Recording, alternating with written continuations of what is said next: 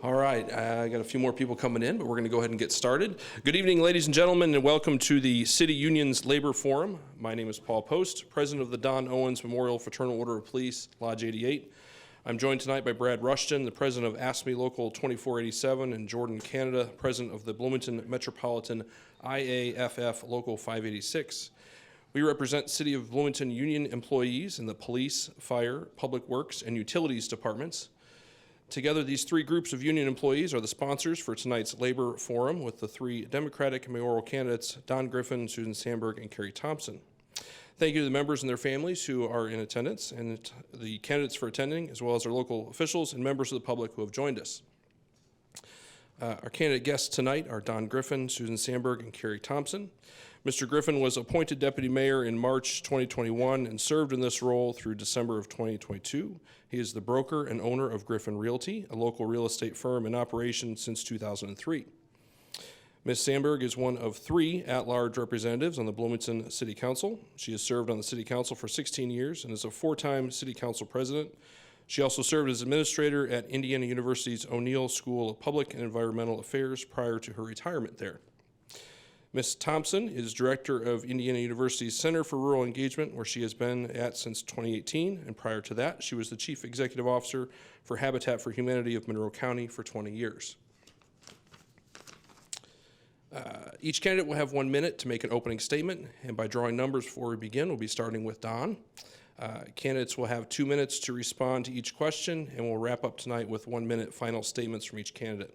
These questions were submitted by the membership from the three unions of city employees.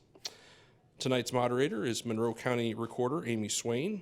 Amy is no stranger to candidate forums. She was twice elected to serve on her township board and then continued serving as township clerk for the following 4 years. In 2018, she ran for state representative but was defeated by a 60-40 vote. Last year, she ran to be your Monroe County Recorder and was sworn into office on January 1st of this year. She is a former EMT and has been married for 33 years this month to former Monroe County Sheriff Brad Swain, back there. She's also an avid scuba diver. Amy, we're going to turn it over to you. Thank you, Paul. All right, we're going to start with Don for your 1 minute opening statements. Hello, folks. I'm Don Griffin. So this is about labor. They mentioned I was the deputy mayor for the last 2 years. They mentioned that I owned a real estate company for quite a long time. But my first job was a union job as a 411 operator. One of my other jobs was I was a die-cast machine operator for General Motors. So I was with the UAW. I've done various things. I've worked for Stonebelt in group homes. I was a floater in group homes.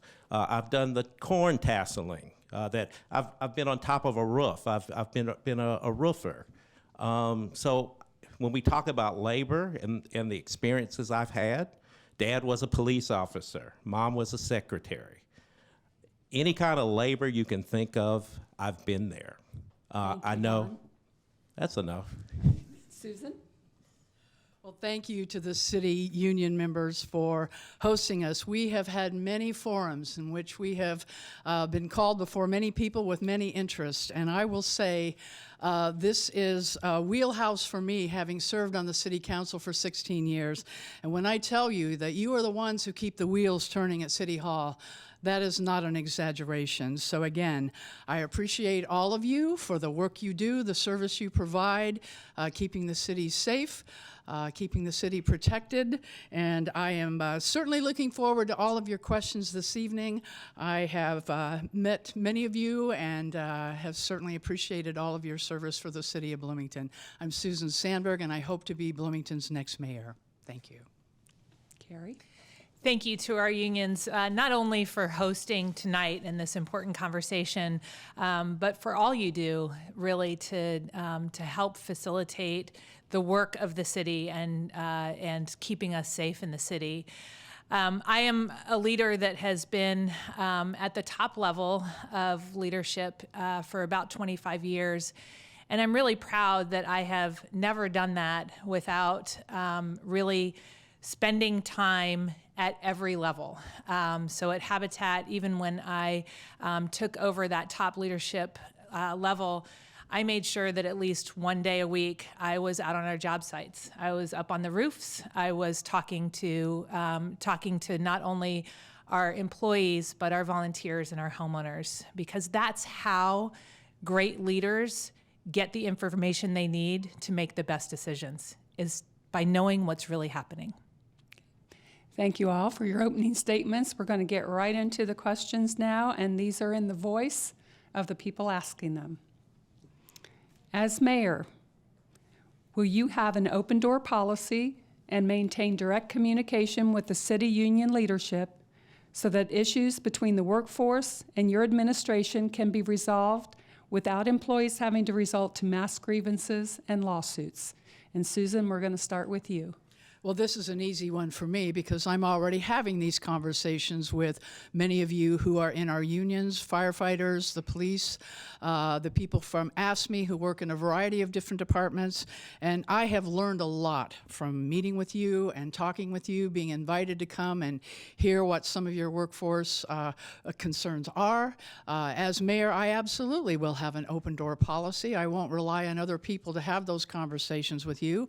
We cannot solve the problems that we're having in this community with regard to public safety, with regard to essential city services, if we don't talk to you who have the boots on the ground and have the expertise and the skills. And I think in this current administration, it has been far too much ignored. It might have been listened to, but I don't think it was heard. And so I pride myself as a sitting city council person. I've taken the time to actually do the outreach to speak with many of you, and I appreciate your frankness and the information that you've shared with me that certainly gives me a direction as the future mayor of Bloomington to be able to get down and figure out how do we do things better, how do we make things safer for you, and how do we improve city essential services, which is a main part of my platform as I'm running public safety, affordability, better collaborations, and essential city services. Those are the things I'm committed to deliver. Thank you, Susan. Carrie? I absolutely will have an open door policy with all staff at the city.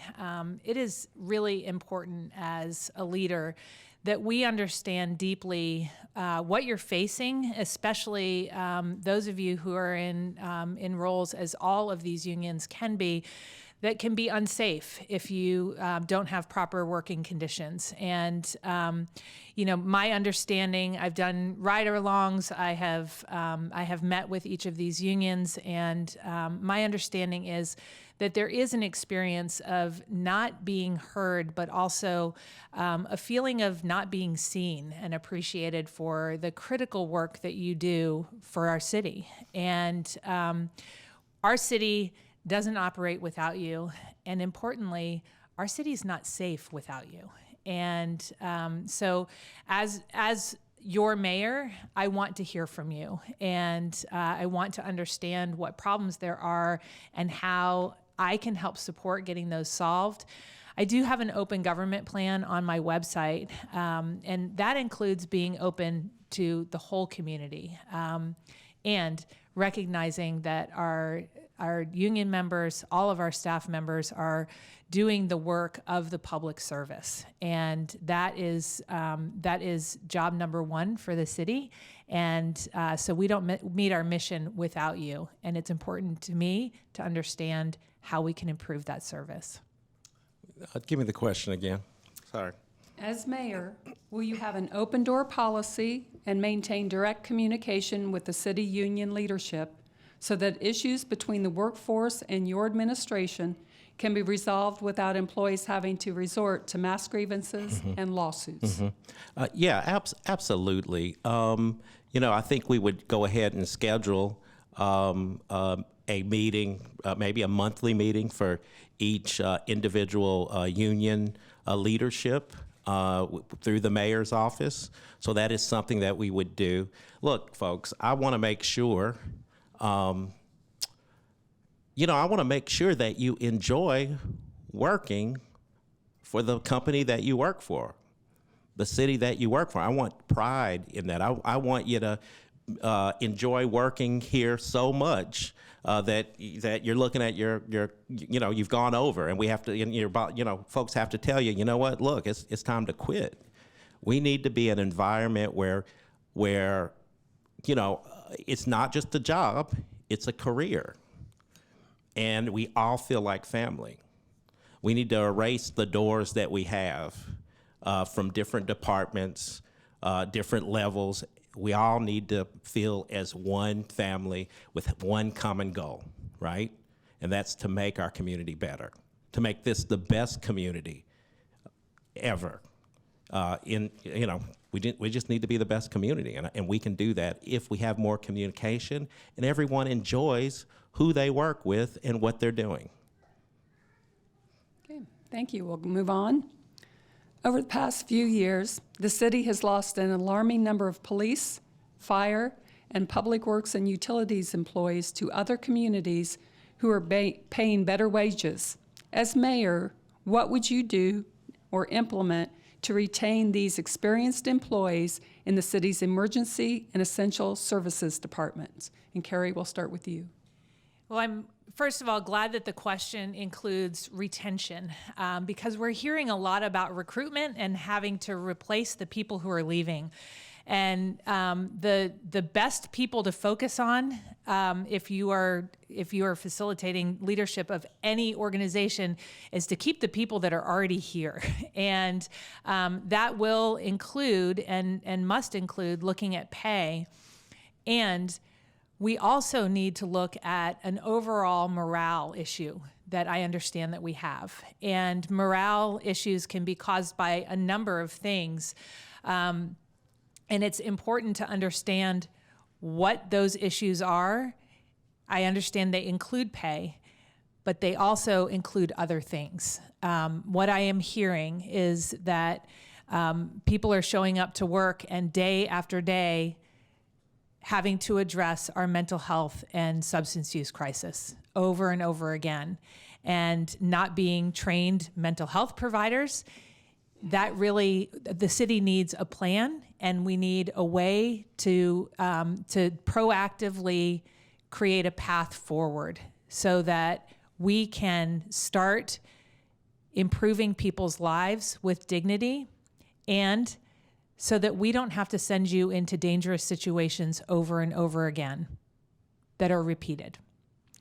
So as your mayor, I will listen, I will learn, discern what's next, and then I will lead. And importantly, I will have your back. That's what a great leader does. If I'm going to take credit for anything, it will be leading a great team and give you all the credit for the incredible work you do. And I will own the things that go wrong. Thank you, Carrie. Don? One thing we can start with, and we have started with, there is a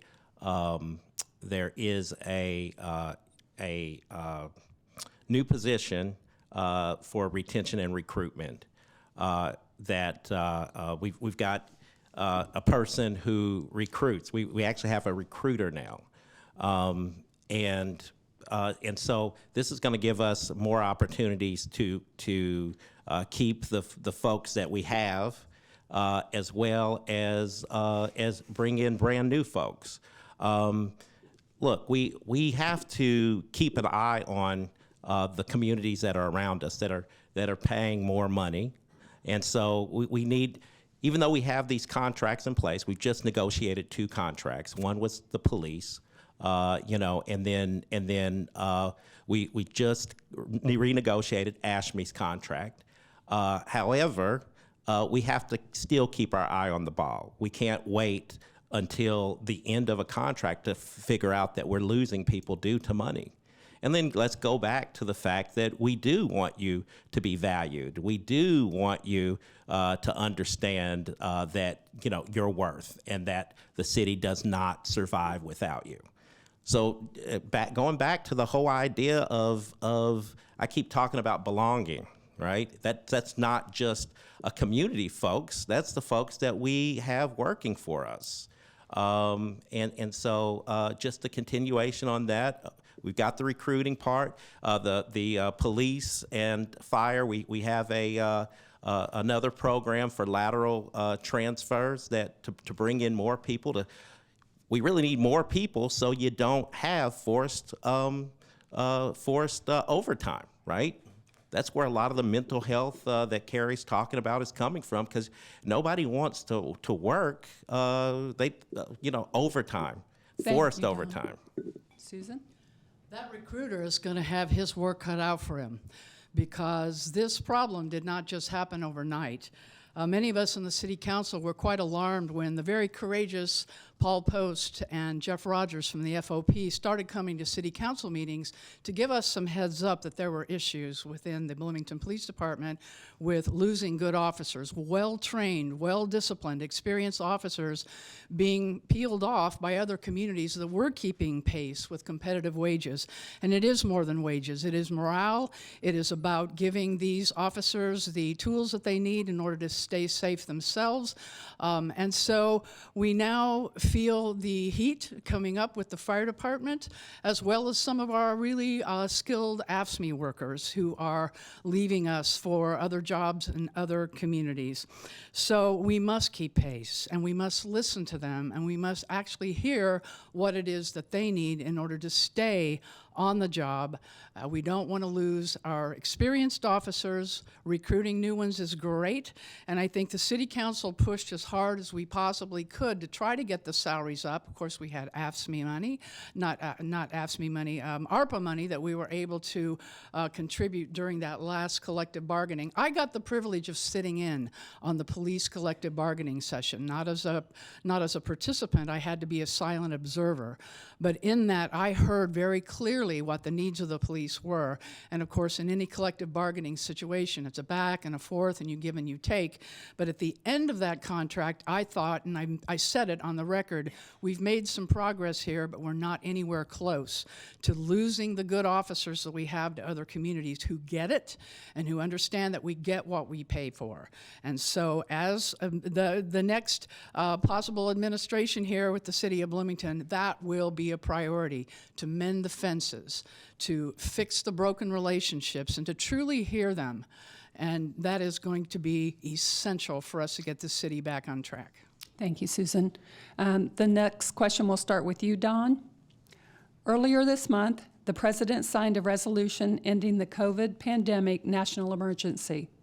Under the current mayor, the city has been charging a higher health insurance premium for employees who made the personal health care decision to not take the COVID vaccine.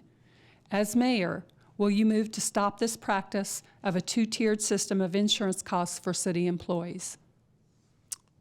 I'm not sure. That's it. Okay. Susan?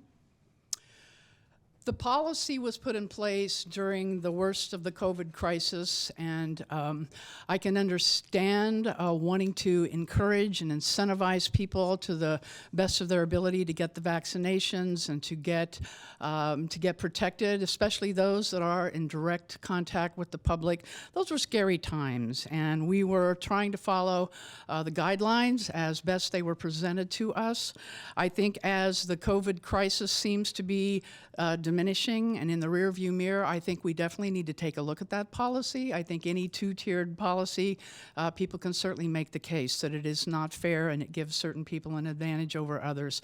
And I think if we want to value our workforce, everyone in our workforce, whether you're union, whether you're non-union, we need to make things as fair and as balanced as we possibly can. So I will certainly take a look at that and see if it's time for us to stop that policy. I too will take a look at that. I think Susan spoke very well. You know, the reality is that any two-tiered system really creates a dichotomy among employees, and I think it's worth looking at what we can do to really even the playing fields, not by decreasing health, though. And so before before making a decision, I would really want to know the implications of that decision and hear from people about what impact it's really having. For instance, I need to understand what the cost differential is and how many employees this is really affecting, in addition to looking at some other factors. So again, willing to learn and hear from all sides on this. Susan, we'll be starting with you on this question. Infrastructure is vital to the city's ongoing function, sustainability, and safety. Some would say that basic infrastructure maintenance in Bloomington has been declining.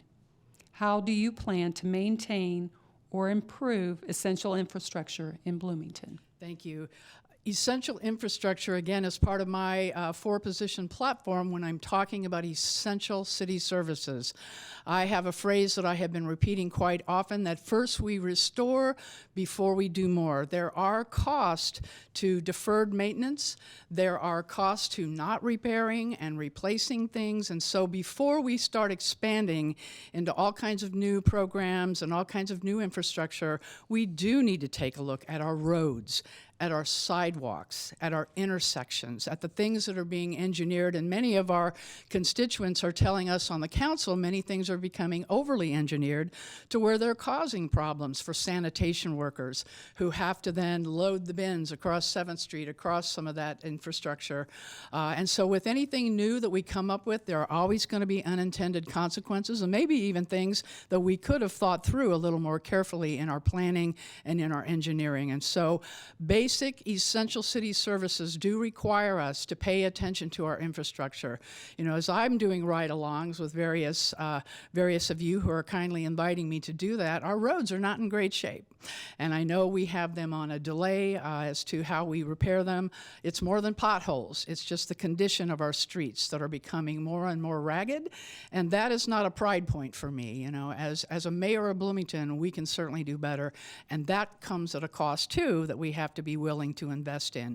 Repair the assets that we already have before we start expanding and growing into to a point that we can't keep up with the infrastructure that people need. And this is utilities, this is street projects, this is our fleet. I have had the opportunity of visiting fleet, and they are overwhelmed with all the repairs and replacements they have to do on the rolling stock. So we must pay very close attention to the basic city services. That's what people pay their taxes for. Carrie?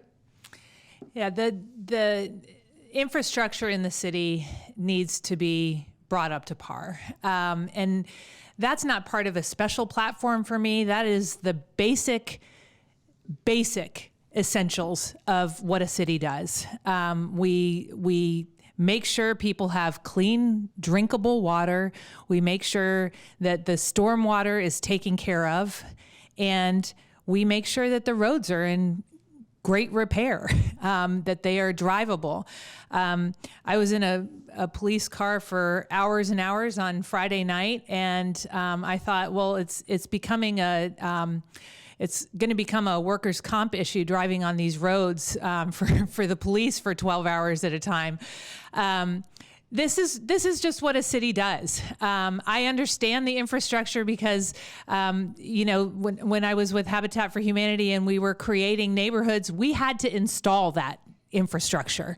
And it is complicated, and it takes maintenance, and it takes a committed, skilled crew to keep up with those, and great city engineers to design them and design them well. It's the basics. My platform is about the things that we also need to do in Bloomington to ensure that we have a livable community that is thriving. And at the base level, we need water, we need sewer, and we need great roads. That's it. So the roads, that's based on taxes. It's based on taxes, how quickly we can repair our roads and our sidewalks, okay? Some of the things that we're talking about, essential services that we're talking about, we can fix these things probably within 90 days. One thing is we had a program, it's called B-Town, and it was done maybe 4 to 6 years ago, and it's a way of scheduling. A lot of the things that you see, we've got utilities that's in charge of some of the stuff. We've got Public Works in charge of other things, and we've got Parks in charge of additional things. And right now, it's not in sync. It was in better sync before COVID. It needs to be resynced and scheduled. So we've got medians. We got medians with grass coming through it, and curbs, vines between curbs that we need to get rid of. First of all, our cleaning trucks, our street cleaning services, we only had one that's working. And now the utilities department is taking over that to make us have cleaner stormwaters. We need to find an alternative to Roundup. Our community has not used Roundup for a long time. That's why you're seeing these weeds in the streets and in the curbs and in the medians. Indiana University still uses Roundup. There's reasons why we don't use Roundup, but we need to find an alternative. Right now we've got guys doing that by hand with the B-Town crew. They're doing that by hand. We have to figure out a way of doing it. And so Roundup, reestablishing the B-Town thing that used to be established. And there's a Beautify America program that we were involved in at one point in time, and we need to get involved in that again. Okay. Carrie, you will be the first to answer this question.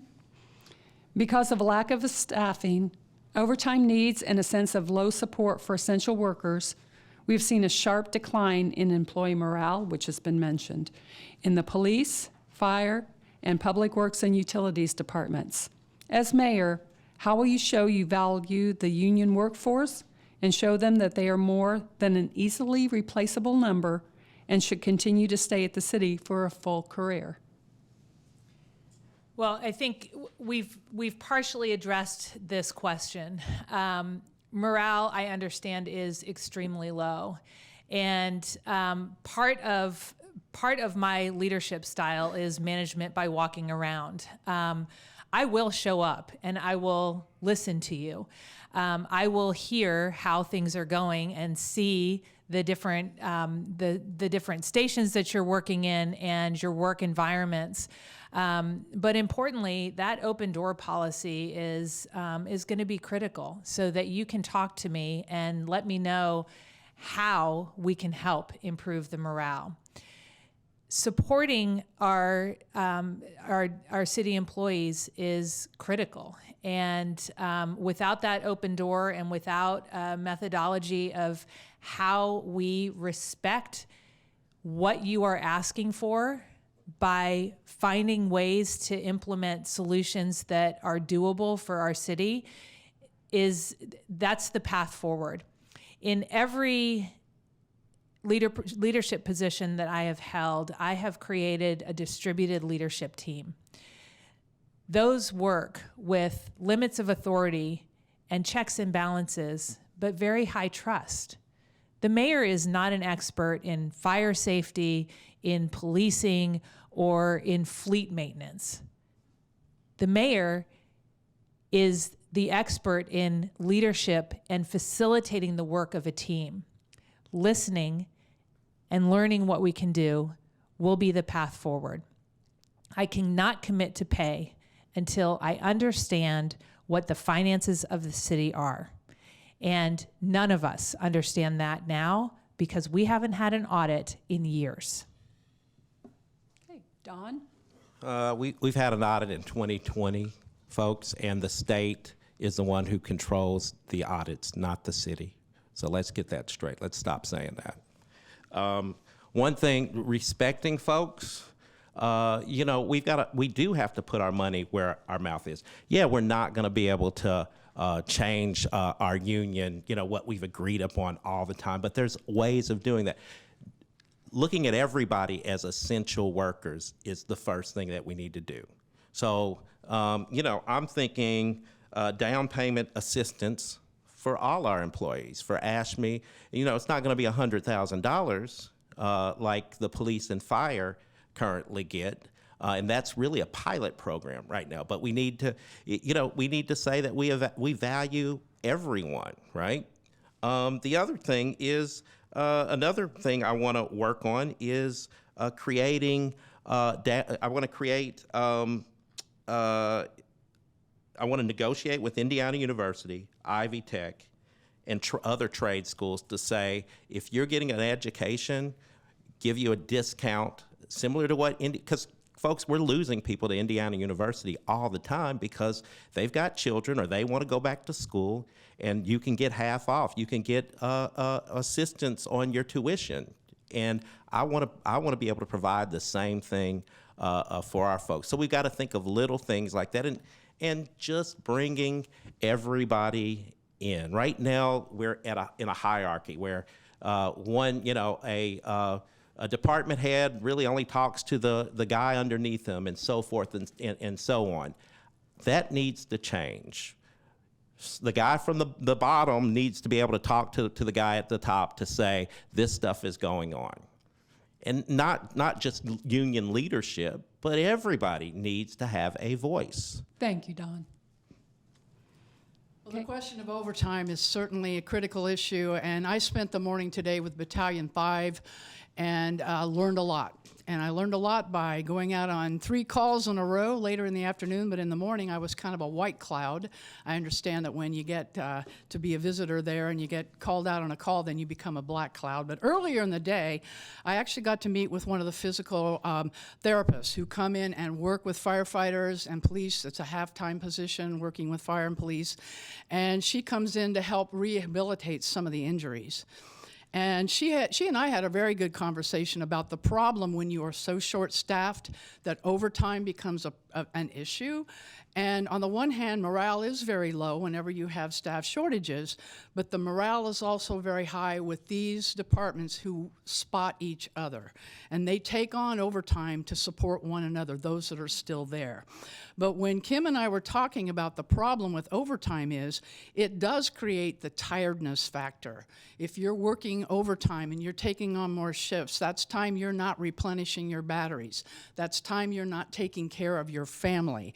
And that's time that you can then get more likely to be injured. And so the injuries are going to be on the uptick if we don't pay attention to getting our staffing levels up to the point that we don't have to force our personnel to do overtime, which is costly for them in a physical sense and costly for us as a city to have to pay overtime because we cannot keep pace with the staffing that we need at the levels we need to keep them safe and healthy, to keep this community safe and healthy, and this is a priority for me. This has gone beyond something that is kind of on the side, and we do have a budget advance tomorrow when we're going to talk about the 2024 budget, and you can bet what's going to be on my mind.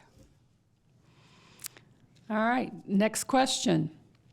What would you say to a taxpayer who is unhappy with slow response times due to the current staffing situation in several city departments? Don, to you. How do you I'm sorry. I think we're doing the best that we can. I had a chance as the deputy mayor. I have a chance to look at our response times, and I don't care if it's the stuff that AFSCME does, the stuff that our police department does, or the stuff that our fire department does. We are very quick to respond. So I think I would tell that person, you need to, I'm just going to say this, you need to hold your horses because our people work very, very hard to get things done. Maybe we're experiencing internally,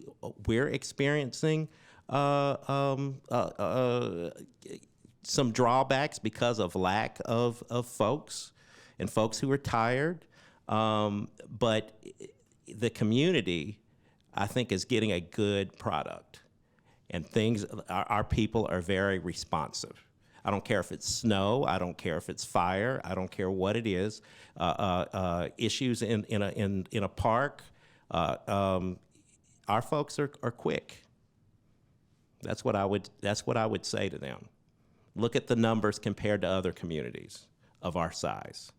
We've got one of the best fire departments, we've got one of the best police departments, and we have amazing people in parks and working on our streets. Our utilities are amazing. So they don't see how the sausage is made. And if they're being that critical, then they're being overly critical. That's what I would say. Okay, thank you. Susan? Well, there's no taking it away from our current staff that they do the best job they possibly can, but they're doing it with one hand tied behind their backs. And response times, just from a pragmatic standpoint, are going to take some hits. And again, just in my ride-along experience today with Battalion 5, I was talking to them about ambulances and EMTs, and even IU Health is really strained to the breaking point with ambulances that are constantly on runs. And of course, then our fire department has to pick up many of the slack pieces for elderly people who have fallen in their homes and need someone to assist them to get back up on their feet. And so it just goes without saying that if you have staff shortages and you are dealing with mandatory overtime and voluntary overtime to just keep the wheels turning on things, there are going to be some things that are going to fall through the cracks. This is my concern about public safety in general. This is my concern about doing everything we can and not just working around the edges of recruiting more personnel and retaining our personnel, but actually getting to the heart of what's going to keep them here, what's going to get our numbers built back up so that we can have that pride point that we are the best. We do have the best police department. We have the best firefighters. We have the best AFSCME workers working in a variety of departments in the city. And response times and things that the police were able to focus on before when there were enough of them, some of those things go by the wayside, and that's just the fact of the matter. And so if we want to do a better job and be more responsive and keep the ratings that we're all so proud of, we're not going to keep them very long because this is not sustainable. And so the next mayor of Bloomington has got to take this very seriously and do everything we can to bring those staffing levels up so we have good response times. Okay, before you answer, Carrie, just want to remind everyone, make sure your cell phones are turned on silent so that we are respectful to not only our candidates here, but also to the people who will be watching these recordings. So go ahead, Carrie. This is a really serious challenge. Response times when it comes to public safety are really serious. And response times, period, to our taxpayers are critical. It's not okay to slough it off and say, sorry, we're doing the best we can. We do have to increase our staffing. And the city budget is put together by the deputy mayor and it's approved by the city council. For the life of me, I can't understand how the council has continued to approve budgets without seeing an audit. A private audit can be done as soon as you close the books. You do not have to wait for the State Board of Accounts. This administration has bragged about nearly doubling the budget just in this administration's time. Yet we hear that our public safety workers are underpaid. How is it that we can hold both of these truths? How is it that the taxpayers don't have an answer to where our money is really going? If we want to staff the city, which I do, we have to get a handle on the books, we have to understand where our money is going, and then we need to use it as the incredible tool it is to pay our people and to take care of the essentials in our city. As a leader, I have never closed the books without promptly starting an audit. I have all three of the living former mayors on my team. They're actively giving me feedback and advice. All of them engaged private audits and did not wait for the State Board of Accounts. It's not an excuse that the taxpayers or you, our city servants, should accept. Okay, I'm going to allow a 30-second rebuttal by both Susan and by Dawn. Susan, if you want to go ahead and start. I think it helps to have experience on the city council to know what the city council can and cannot do with regard to a strong mayor system. When you are one of 9 on the city council and you are dealing with something that is a $230 million budget, it would be irresponsible at the end of all of the budget negotiations, all the departmental hearings that we have, for us to scuttle that budget and vote no on the budget that would impact and impair the functioning of this city for all of the departments. And so there have been times when there have been parts of that budget that I did oppose and that I very strongly said so in the initial hearings. Thank you, Susan. Dawn? Carrie doesn't know what she's talking about in regards to this. And bringing up one of the mayors that endorsed you, who lost almost $2 million, and that's, of taxpayers' money, probably not a good idea. So you need to know what you're talking about. We had one in 2020, just like I said before. We don't. The council, neither the mayor's office, is going to pass a budget that is not appropriate. Thank you, Dawn. Final word, 30 seconds, Carrie. Yeah, I have managed multi-million-dollar budgets. I have done that under the direction of a board of directors, much like a city council. And I understand the checks and balances, and that's why you get an audit, so you can catch these things, so that you understand as soon as you close those books out exactly what your encumbrances are, and that your fiscal policies and procedures are sound. Okay. This next question will be starting with you, Susan. The first quarter campaign finance report was released last week. Can you explain your campaign's funding strategy? And do you have any donors that are directly tied to current city projects? I do not. I am proud of my very grassroots, volunteer-driven campaign. 96% of my donors came from the city of Bloomington, and that's the way I wanted it. I made a pledge early that I would not accept money from big developments, and that is strictly because I want to keep above board in any kind of decision that the mayor would have to make regarding contracts for bids for various projects. I just wanted to stay above it all. I have a favorite in my study of women's history. Shirley Chisholm had a statement that she was unbought and unbossed. And I think that's a good way for any mayor to start, is to have grassroots, the people of Bloomington who believe in me, who understand my record of service, public service on the city council for 16 years. Those are the individuals who are motivated to see me be elected and who have worked very hard as volunteers on my campaign. So it is a modest campaign, but it's enough. We have enough to get our message out, and I am very pleased with how my team, I have a team of very dedicated volunteers who have helped me raise the adequate amount of money that I need, and I don't need any more than that. Carrie? Yeah, when I started looking at running for mayor, I was told very clearly that I would need to raise a significant amount of money because I was a complete political outsider. I had no political name recognition, and I was really starting from behind. I committed myself to doing that and to ensuring that I could talk to people that I had been working with for a long time, who trusted my leadership, and asked them to support me in this new leadership endeavor as I sought to become your next mayor. I've done a great job at that.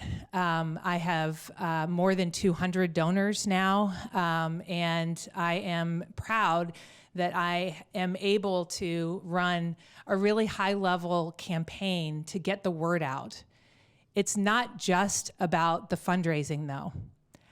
I am boots on the ground doing the hard work. I am knocking doors more than 20 hours a week.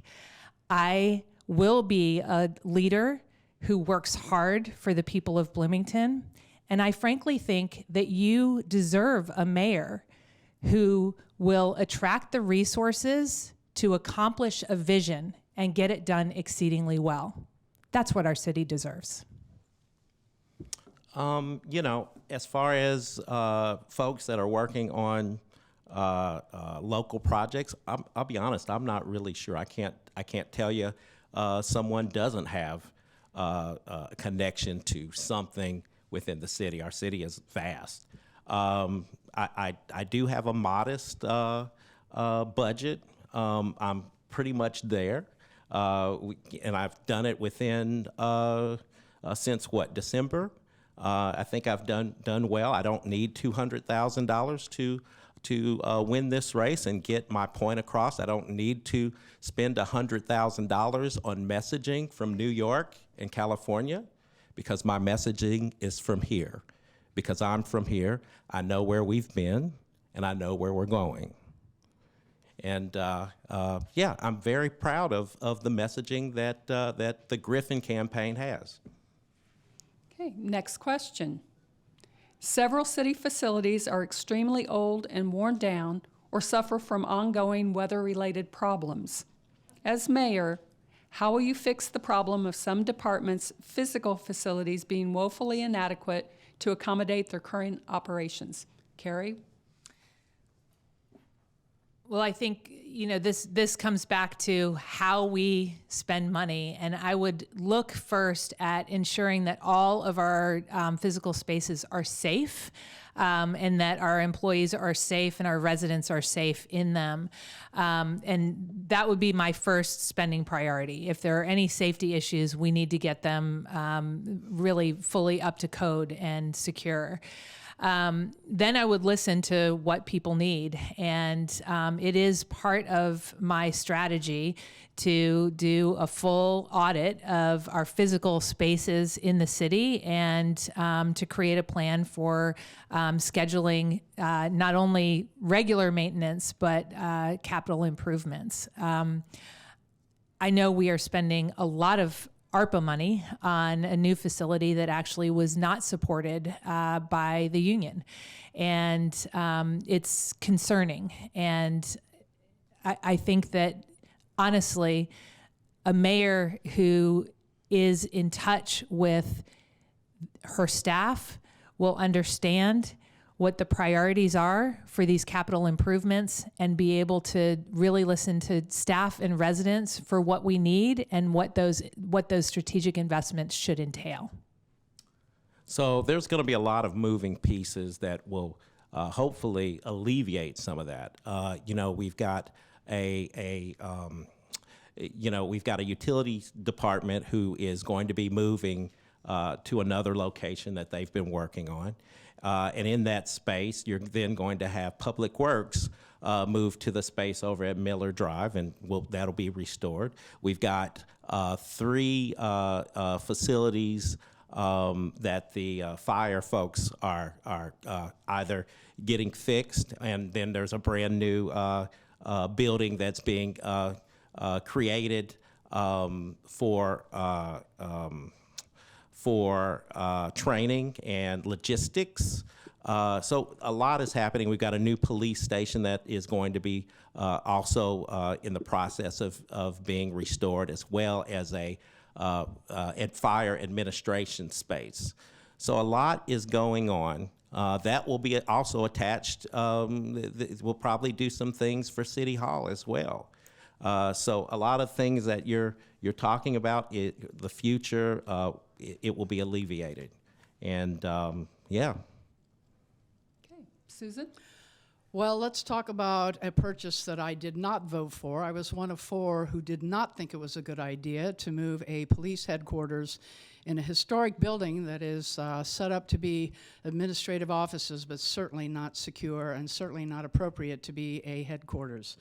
The current headquarters on 3rd Street, while not ideal, could have certainly been retrofitted to have been a better situation for police, and maybe even with an addition to the west, the fire administration could actually have joined that. And that's a building that was already secure because it was built to be a police station before it became City Hall, then before it went back to becoming a police station. So being smart about our facilities, and it's not always about building the bright and shiny new, it's about making sure that we are rehabilitating the structures that we have that need to be expanded, that could be much more cost effectively done rather than purchase something that's going to require a major renovation in order to make that even halfway suitable. And then here at a time when we're losing police, when we're losing the workforce, and they, 201, said no, the back half of Showers is not an appropriate place for a police station. It's not going to make City Hall any safer. As a matter of fact, it may put a big target on the back. Having everybody all together under the same roof, a lot of people will say that's not smart. You need to have separation of your public safety operations. So I have not been pleased with the building decisions that have been made by this administration as a sitting council person who has actually voted no, but unfortunately was not in the majority. And when you're not in the majority, things happen. And you sit back and you scratch your head and you think, well, how do we fix things from this point on? Next question, and Don, we'll start with you.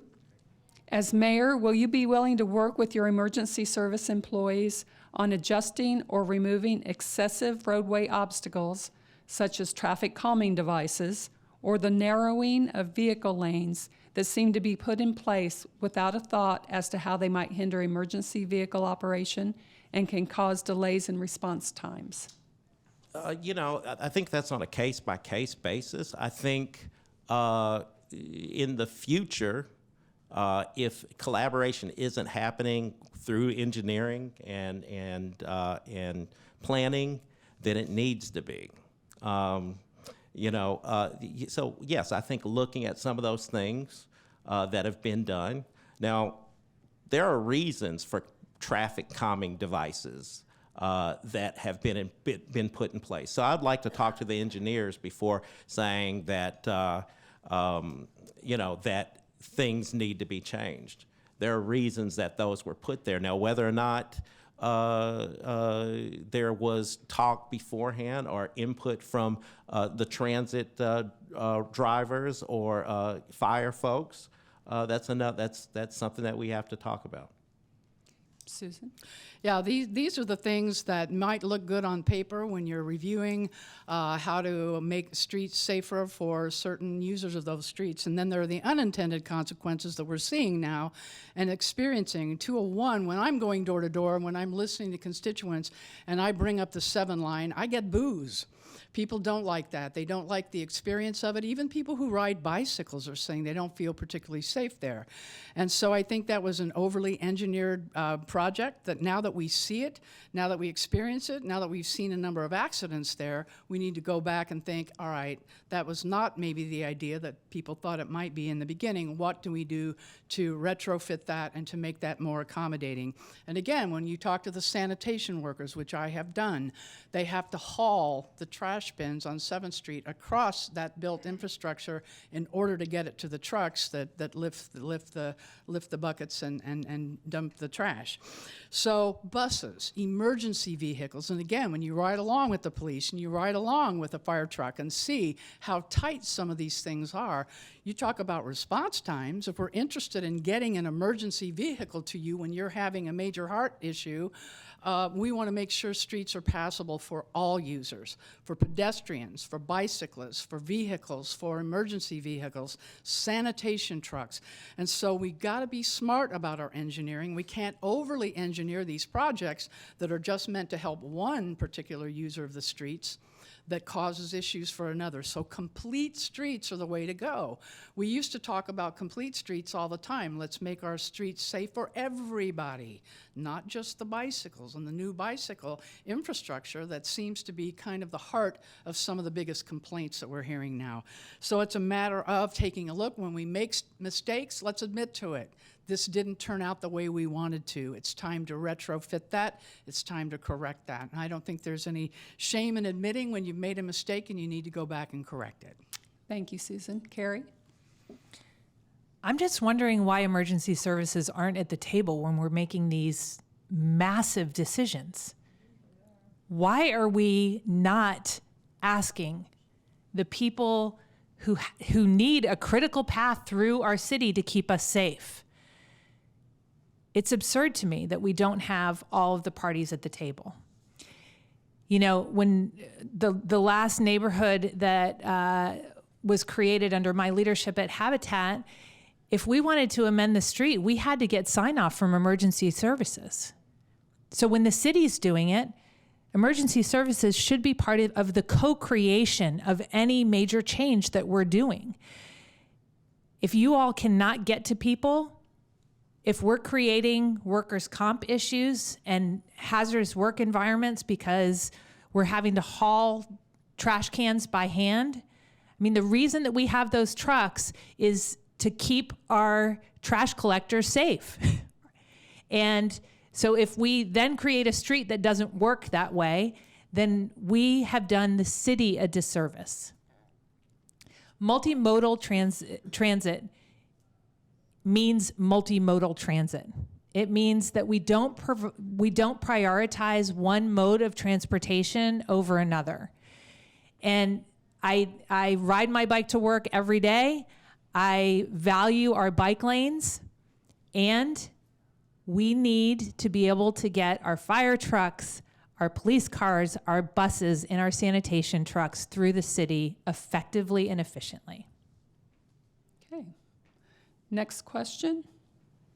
And Susan, we'll start with you.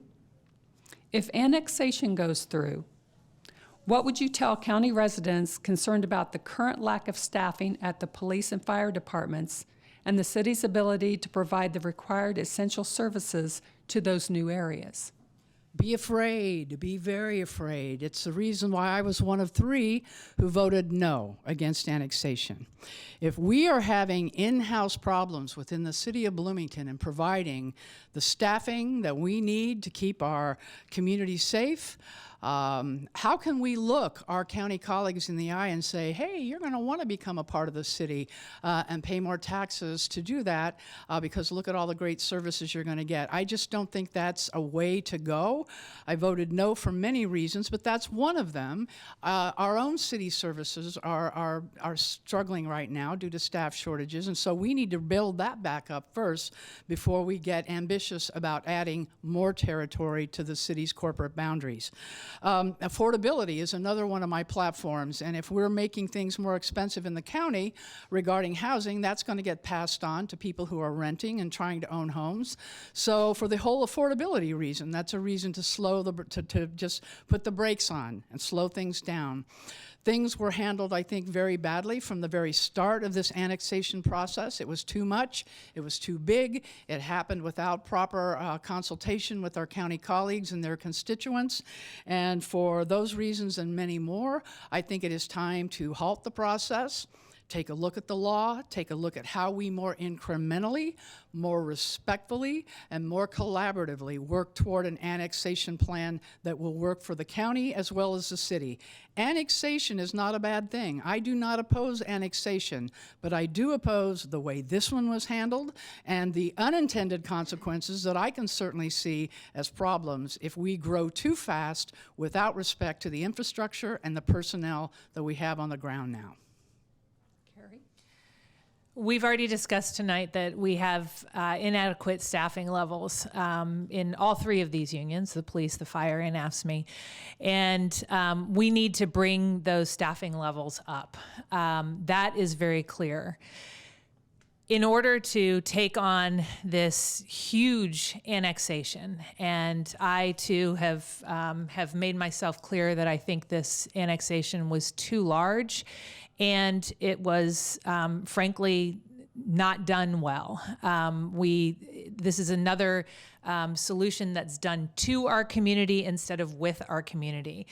And so we need to really focus on staffing up our police and fire. My understanding, however, is that the expansion in the annexed area is not going to be covered by our city fire. It's going to be covered by the township fire departments. Police, however,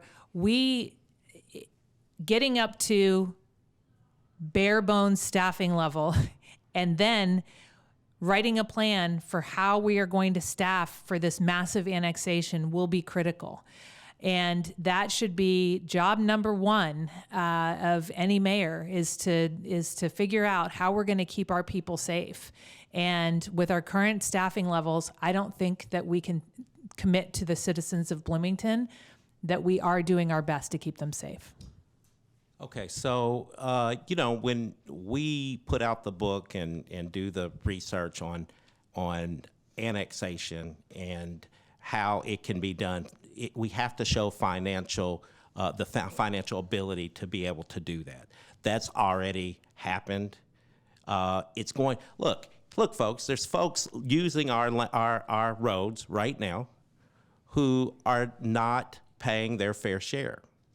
So not only is annexing these other these other areas going to bring in more income for our city to pay for those services, we still haven't talked about the fact that besides the fire folks, there are 2 brand new contracts out there.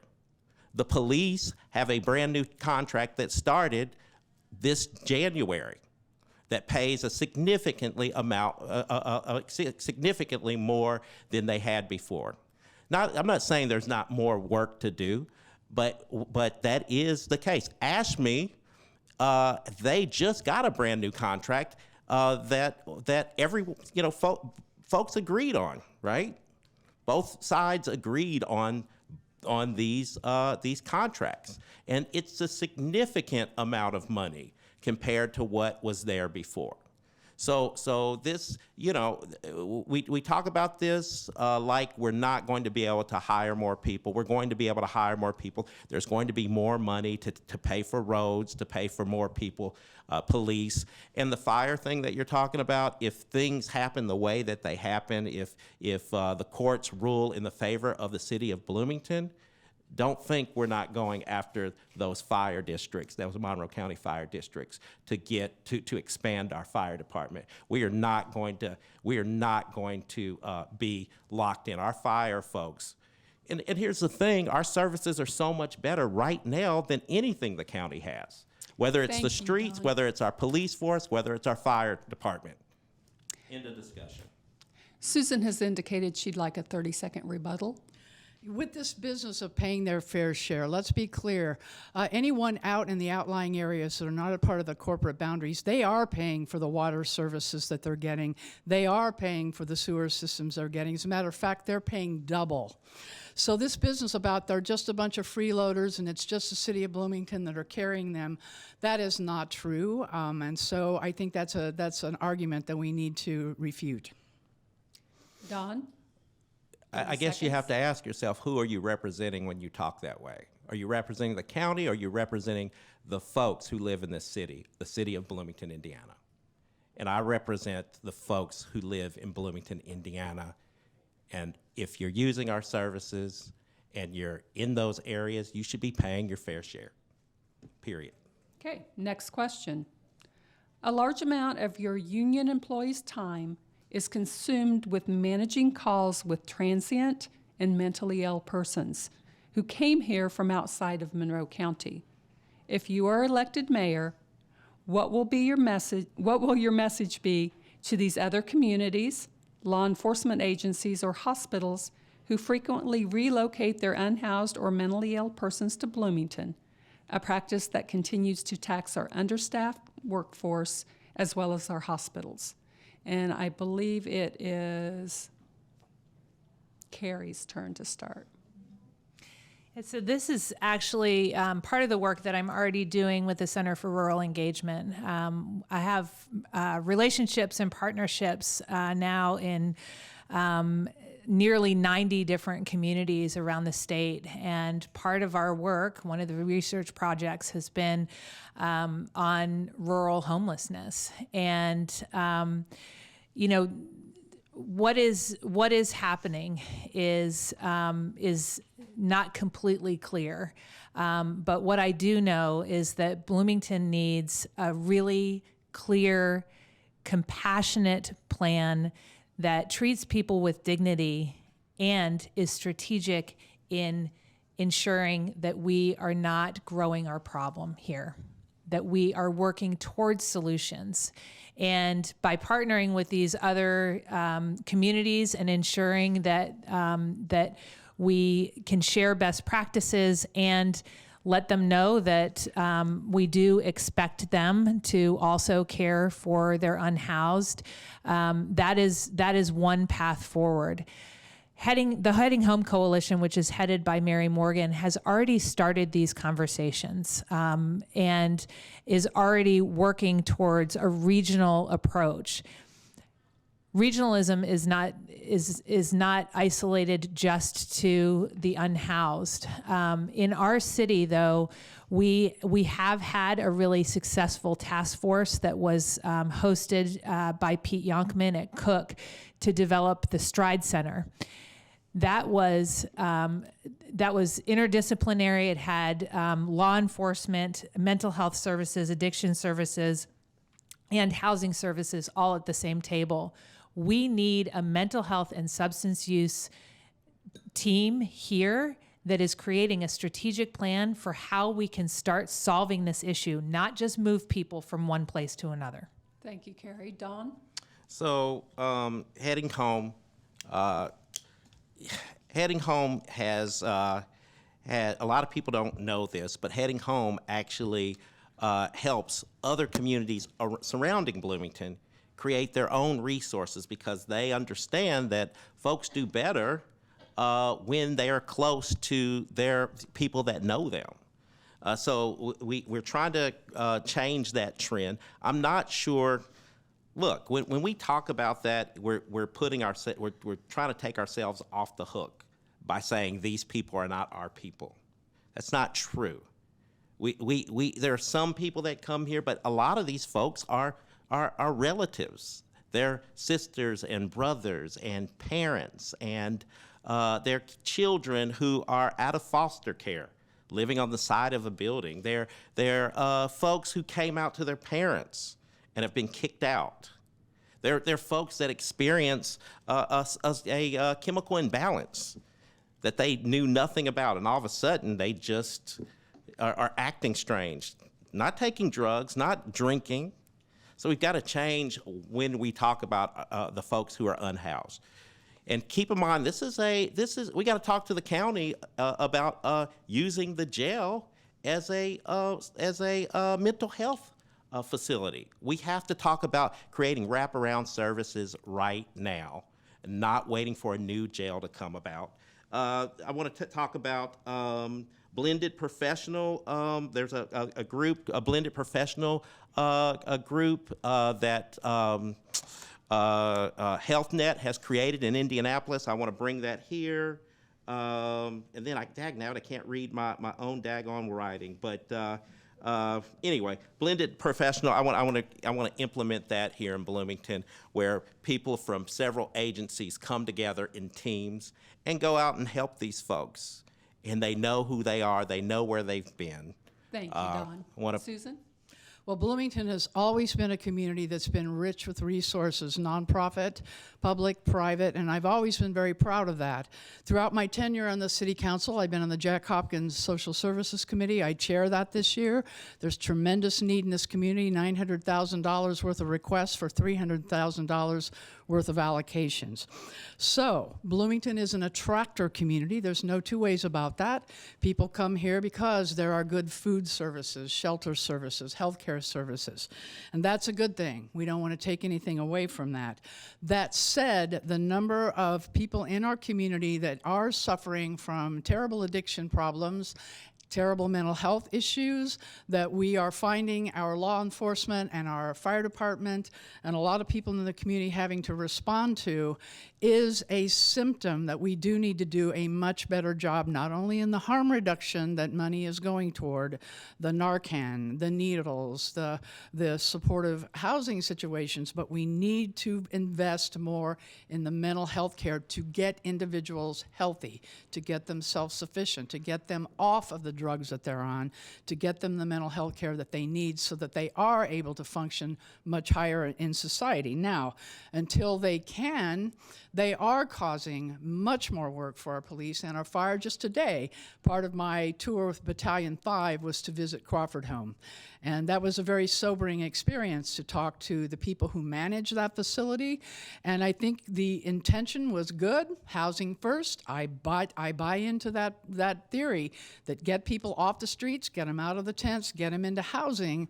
But then the next step is get them help, get them services, and that is what is lacking. And I saw that firsthand today. So I know what the police are dealing with. I know what the fire department's dealing with. It's a problem. We need to face it. Okay, for this next to the last question, we'll begin with you, Don. This is a fire employees question, but it relates to all city employees. The current mayor promised the fire department employees he would start a retiree insurance program, but has never followed through on that commitment. Will your administration be willing to add this type of benefit for employees who retire from the city of Bloomington? Yeah, I'll look into it, but I'll be honest. I'm not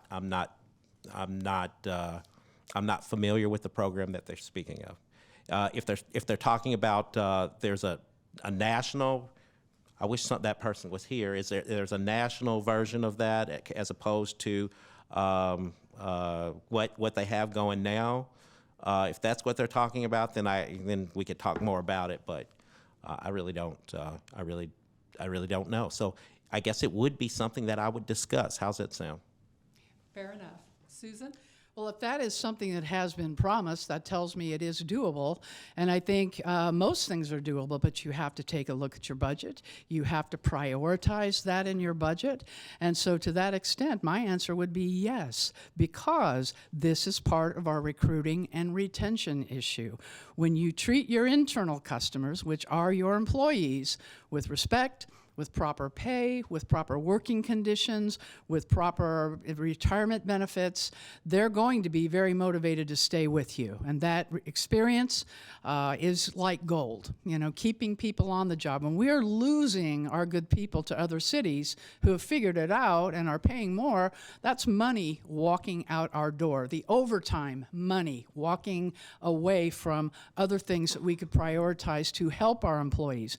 And when you do right by your internal customers, which are your workforce, you, the union, and non-union employees, that also translates into better service to our constituents, our consumers, our people who pay our taxes in order to get those good services. So I think that might be an easy thing to take a look at and try to deliver.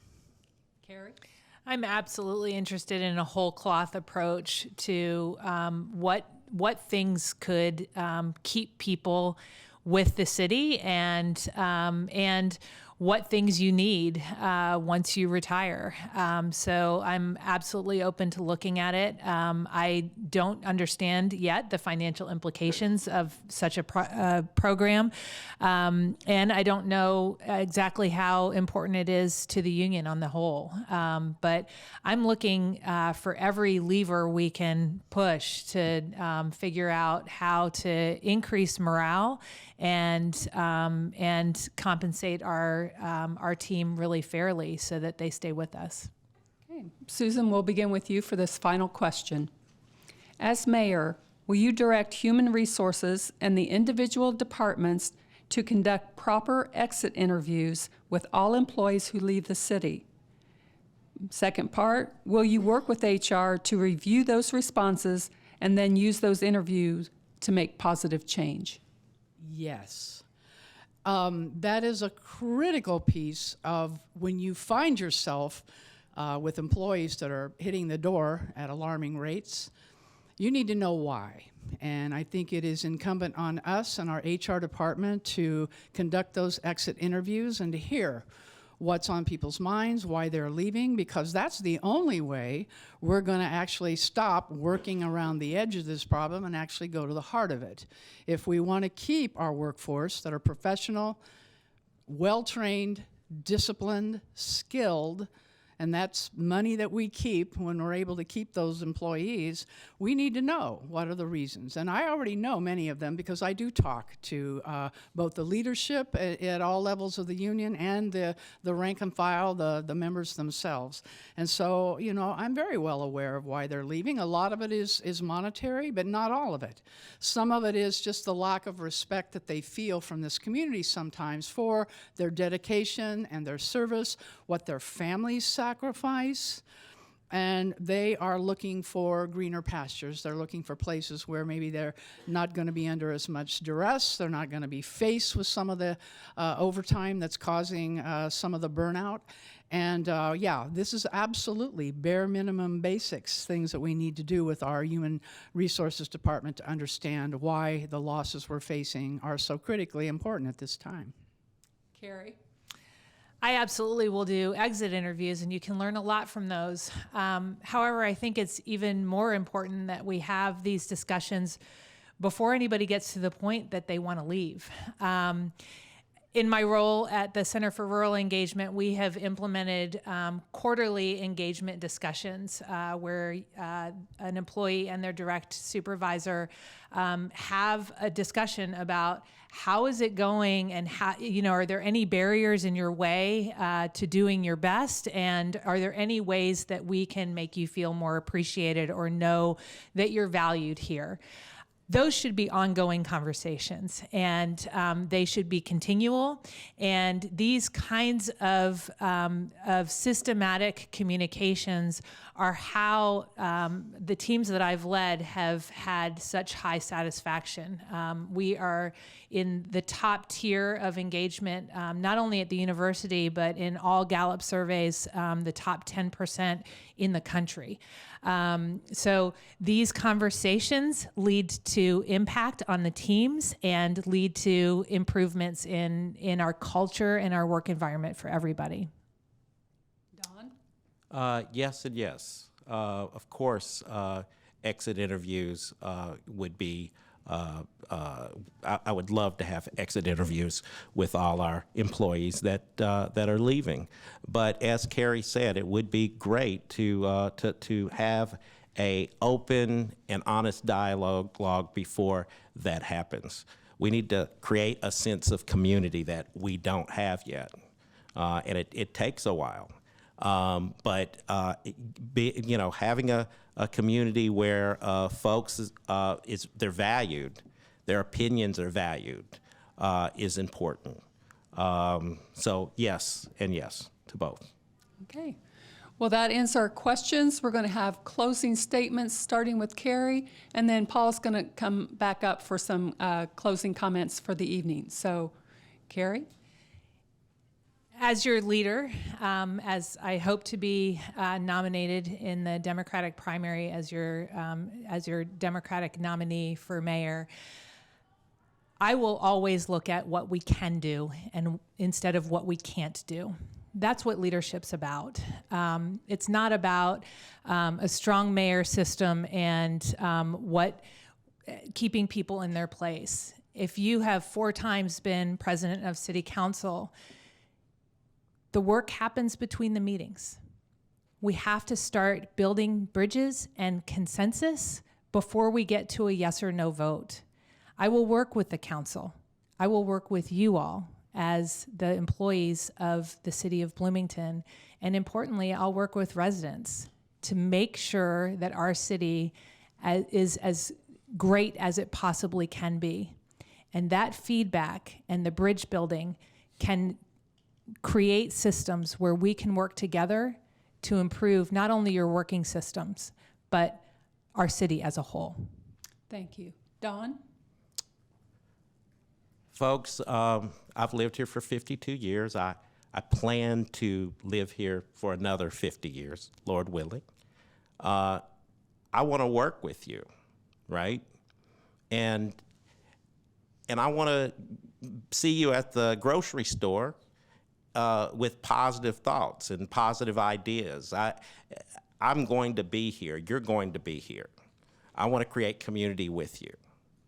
I've been your deputy mayor for the last 2 years. I've worked with the leadership with the negotiation team. We've been a negotiating team, whether we've been with the police to create a better world and better salaries and outcomes for the police.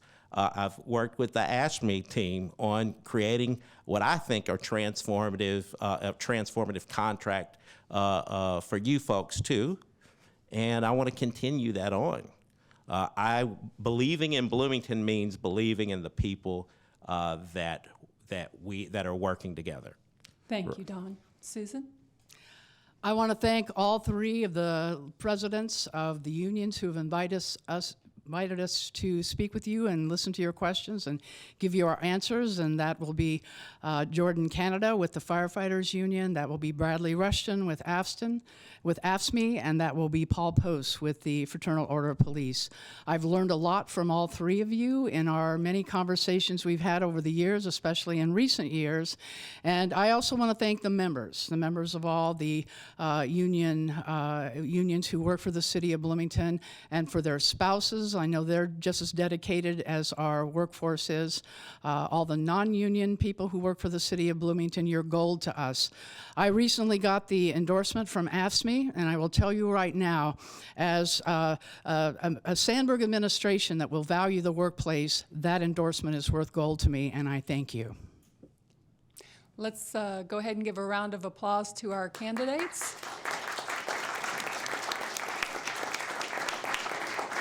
Paul?